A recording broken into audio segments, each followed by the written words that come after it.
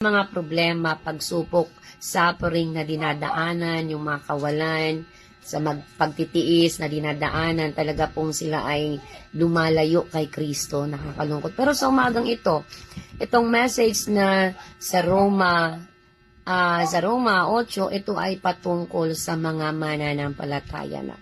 So, ang encouragement na ito ay para sa atin na may Kristo na at tinanggap na si Jesus Christ bilang our Lord and Savior, at tayo ay ini-encourage ng salita ng Diyos na magpatuloy. Sabi dito sa ating binasa, bilang mga mananampalataya ni Kristo, mayroon tayong dadaanan na iba't iba. Ano po, bawat isa na tumanggap sa atin kay Kristo ay may mga suffering, may mga pagsubok. Dahil alam natin na ayon sa kanyang salita, lahat ng mananampalataya sa kanya ay dadaan sa mga testing ng buhay para malaman kung sigurado na tayo ay mananatili at makakapasa doon sa sinasabi na katulad ng ginto na tayo ay dadarangin upang maging tunay na 99% na pure good sa harapan ng Panginoon. At dito po maraming nagkakaproblema kasi nga po hindi makatagal, hindi mapagtiisan yung mga suffering na dinadaanan. Kaya po may mga iba pa rin na nagsasabi na, Panginoon, wag mo nga po akong bigyan ng problema na matindi, magpagsubok. So, may mga nananalangin ng ganon.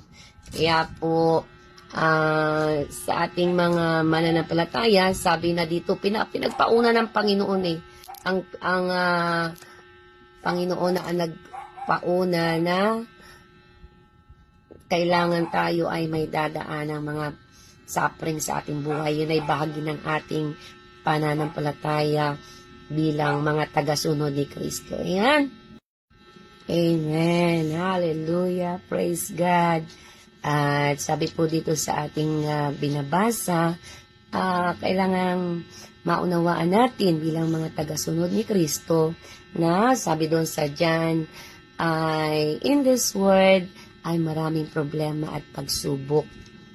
At hindi naman sinabi ng salita ng Diyos na wala tayong dadaanan ng mga problemang pagsubok na kakaharapin. Ang sabi lamang ng salita ng Diyos doon ay napagtagumpayan na niya ang mga problema at pagsubok. So yung mga tagasunod ni Kristo ay mapapagtagumpayan din anuman yung mga problema at pagsubok na daraanan. At sabi sa salita niya, hindi naman tayo bibigyan ng Panginoon ng mga problema at pagsubok na hindi natin kaya mapagtagumpayan. Yun ang pangako ng Panginoon. Sasamahan tayo kapag tayo dumarat ng mga problema, pagsubok, mga sakit karamdaman, sasamahan tayo ng Panginoon para mapagtagumpayan ang mga bagay na to.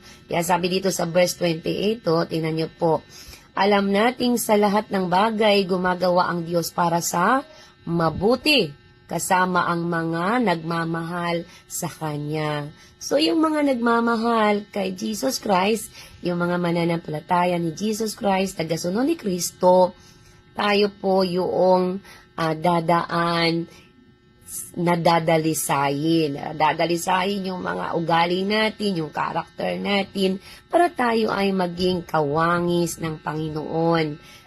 Kaya po dito, so, ibig sabihin dito na alam na natin, hindi na tayo magugulintana pag dumating yung mga problema. So, kasi alam nating lahat na ang Panginoon ay gumagawa. So, ibig sabihin gumagawa sa iyong buhay, sa aking buhay, ang mga dinadaanan natin ay pinapahintulutan ng Panginoon. Binibigyan niya ng kapahintulutan. Amen? Hindi makakagawa ang kabila o yung kaaway maliban na pinahintulutan ng Diyos. Kahit yan ay masama yung nangyari sa'yo o maganda, yan ay may kapahintulutan. Katulad ng nangyari kay Job, di ba? Pinahintulutan ng Panginoon para masubukan kung hanggang saan tayo maniniwala at mananampalataya sa ating Panginoon. So, kasama sila, tapos sabi doon, no, silang mga tinawag ayon sa kanyang layunin. So, lahat ng mga tinawag o yung mga nakasumpong ng kaligtasan ng Panginoon, mga tinawag, ay napakahalaga na tayo ay manatili. Manatili sa pagkatawag ng Panginoon sa atin. Kahit ano ang sitwasyon ng ating buhay, tandaan natin na sasamahan tayo ng banal na Espiritu till end of time. Yun yung pangako hindi ko kayo iiwanan, hindi ko kayo pababayaan. Ang banal na Espiritu ang sasama sa atin, gagabay sa atin, tutulong sa atin. Kaya yung pangako niya sa Hebreo 13:5-8, ang Panginoon natin ay kasama natin ngayon, bukas at magpakailanman hanggang sa muli niyang pagbabalik. Kaya po sabi doon, ang banal na Espiritu ang tumutulong sa atin, di po ba? Kapag tayo ay nanghihina, the Spirit of the Lord is comforting us. Kapag hindi tayo marunong manalangin, naandyan ang banal na Espiritu na tinuturuan tayong manalangin upang yung ating mga panalangin ay makarating sa Panginoon, sa kaluwalhatian niya. Amen. Kaya po, alam natin na lahat ng bagay ay alam ng Diyos. Wala tayong maitatago sa Kanya. Yung mga dinadaanan mo, dinadaanan natin, alam lahat ng Panginoon yan. Kasi naranasan ni Jesus Christ nung siya ay nasa lupa na siya ay dumanas ng paghihirap, ng suffering para sa iyo at sa akin. Kaya sa ating mga buhay ngayon, kung tayo may mga kinakaharap na pagsubok, nung unang mga panahon, mga kapatid, mas matindi yung dinaanan ng mga nauna sa ating believers of Christ. Di po ba? Kung babasahin natin ang history, naandong nilalagari sila, pinapakain sa leon, binubusan ng pinakulong mantika, pinuputulan ng ulo. Mas matindi po ay sa panahon natin ngayon, wala lang tayong pera, may sakit lang tayo, tayo lumalayo na sa pananampalataya. Kaya nakakalungkot po ang tao sa panahon natin ngayon. Purihin ng Panginoon. Kaya hallelujah. Kaya mga kapatid, ano man po ang dinadaanan natin, tandaan po natin na ito ay pinapahintulutan ng Panginoon para malaman o yung ating pananampalataya ay makita kung talagang totoo o pure sa harapan ng Diyos. Bakit? Kasi yung pananampalataya, di ba? Sa pamamagitan ng pananampalataya natin kay Jesus Christ, doon tayo makakasumpong ng kaligtasan. At itong pananampalataya na mayroon tayo kay Jesus Christ, yan din naman ang pinagpipilitan ng kaaway na alisin tayo. Di po ba? Gusto ng kaaway na alisin tayo, kaya kung ano-anong distraction ang ginagawa sa atin, kung ano-anong nasa paligid na, nagro-roaring lion, para tayo ay mawala ang focus sa Kanya, kung ano-anong problema, pagsubok. Pero praise God, kasi yan ay may pahintulot ng Panginoon. Kaya kung may dinadaanan tayo na mga sufferings, mga problema at pagsubok, kagaya doon sa Roma sa bandang huli na nakasulat doon sa 30, meron dito yung mga, ano ba yun, dito sa verse 35, sino ang makakapag-iwalay sa atin sa pag-ibig ni Kristo? Ang kaguluhan kaya, yan ang kapigatian, pag-uusig, pagkagutom, kahirapan, panganib o kamatayan, hindi po dapat yan. Hindi yan ang makakapagpahiwalay sa pag-ibig ng Diyos. Kasi yung pag-ibig ng Diyos ay mananatili. Kaya tingnan nyo po minsan, yung pananampalataya natin, yung love, faith, and hope, yung faith and hope ay nawawala.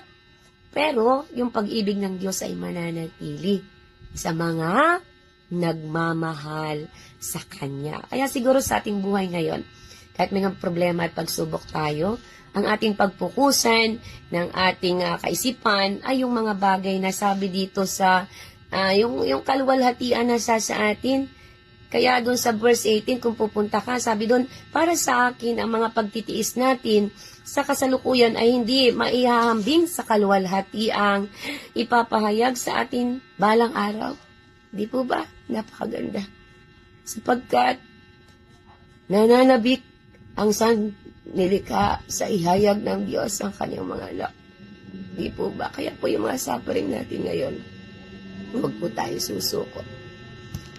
Yes, we can cry unto God. Kahit tayo ay nadadapa ng 7 times, ibabangon at ibabangon tayo ng Panginoon. Kaya mga kapatid, no turning back po ang pagsunod sa Panginoon. Ang tinitingnan dito ng Panginoon ay yung ending, kasi naando sa ending ang eternal life at yung pangako ng Diyos. Kasi maraming tao na mag-uumpisa. Pero pag nasa kalagitnaan na, tumitigil na po sila. Pero kapatid, ang Panginoong Isus nagtiis sa iyo at sa akin para tayo makasumpo ng kaligtasan. Kaya po yung mga dumating sa ating buhay, nawa po, hindi yan maging balakid para tayo ay lumayo sa Diyos. Upang manlamig tayo, bagkus dapat, sabi doon, lalo tayong magsumikap na ipokus yung ating pananampalataya sa Panginoon. Kasi alam natin na di nawawala ng saysay lahat ng ating ginagawa. Huwag po tayong magsawa na magbigay ng kalakasan sa ating mga kapatiran. May kanya-kanya po tayong problema at pagsubok. Pero salamat sa Banal na Espiritu na siya yung parating na andyan, nagkukomport sa iyo at sa akin. Amen? Kaya salamat sa Panginoon. Salamat sa mga problema at pagsubok na ating kinakaharap. At sabi nga doon, Hallelujah, sapagkat sa mulat mula pa'y alam na ng Diyos kung sino ang magiging sa Kanya at ang mga ito'y pinili niya upang maging katulad na Kanyang anak. Amen? Hallelujah. Kaya, anong gagawin natin? Manatili sa pananampalataya kay Kristo, manatili sa Kanyang salita, kagaya parati nang narinig natin sa John 15:1-7. Dahil kung wala tayong Kristo sa ating puso, wala tayong kakayanan, wala tayong magagawa. Kaya doon tayo mag-focus mga kapatid kay Kristo. Yung pinapagawa sa atin ng Panginoon. Lahat naman tayo ay kasama sa takbuhan at yung ending ang pagpukusan natin ng pansin dahil nandun sa katapusan ang reward na ibibigay ng Panginoon. Hallelujah! Purihin ng Panginoon.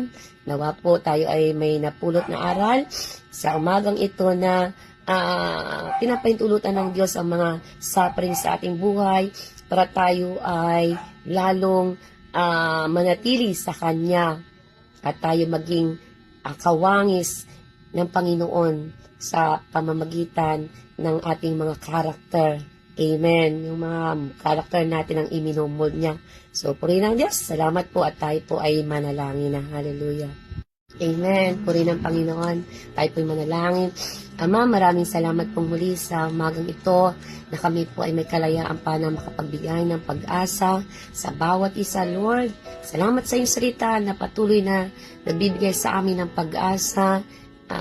Kaya po ang iyong mga salita ay patuloy naming pananampalatayahan, ang iyong salita ang aming sandigan, ikaw ang aming strong foundation, yung salita mo ang aming strong tower na hindi magigiba. Kaya sa umagang ito, Lord, pagpalaan po ang aking mga kapatiran, lahat po ng dumaranas ng mga problema, pagsubok, suffering, sakit, karamdaman na dinadaanan ng lulupaypay.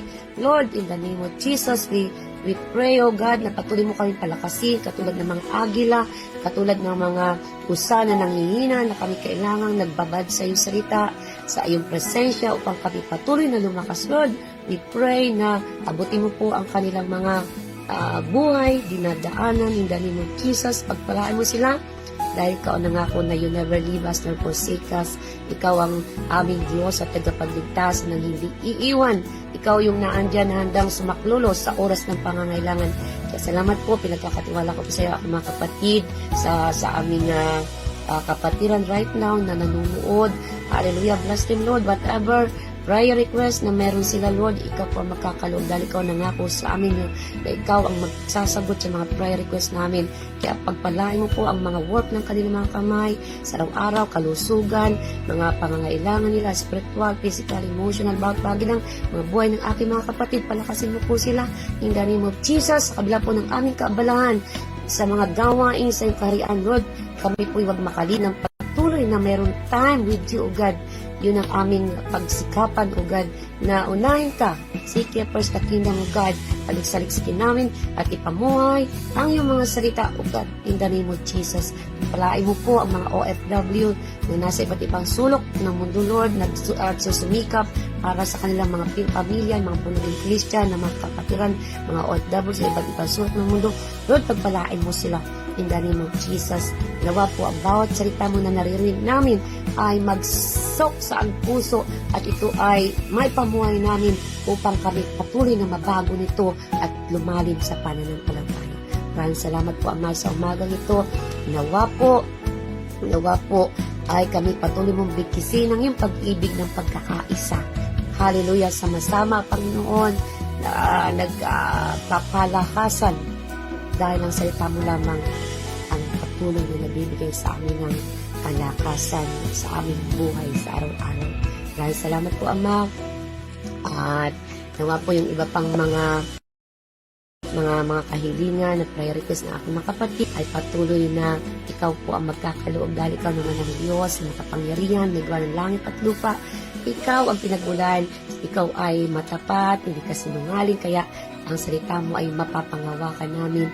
Ang salita mo ay mapasandigan namin dahil ikaw yung tapat. Kaya sa oras ng mga problema at pagsubok, suffering, andun ka, Panginoon. Katulad ng footprint in the sun. Once na kami na andun na, hindi na namin kaya, ikaw na po yung may karga sa amin. Palain mo ang mga lingkod ng Diyos na kasama namin ngayon at anuman nila. Lord, salamat sa kanilang buhay. Pagpalain ng Diyos ang mga panalangin ng ito sa umaga. At maraming salamat. We love you with the love of the Lord. Sa iyo ang papuri, pasasalamat. In the mighty name of Jesus Christ we pray. Ang kinig po natin ang ating mga panalangin na may kasagutan galing sa Panginoon. Thank you, Father. Thank you, Jesus. Thank you, Holy Spirit. Jesus name we pray. Amen. Glory to God. Good morning.